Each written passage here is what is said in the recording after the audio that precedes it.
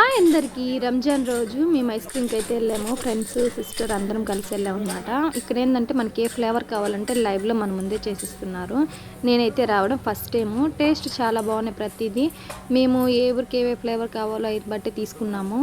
Taste అయితే సూపర్గా ఉంది. మీరు నిజంగానే ట్రై చేయాలి. ఇక్కడ ఏదంటే మినీ బైపాస్ దగ్గర చాలా చాలా బాగున్నాయి. మన ఫ్యామిలీతో రావచ్చు. టేస్ట్ సూపర్గా ఉంది. అన్నీ కూడా మేము తీసుకున్న ప్రతి ఒక్కటి బాగుంది.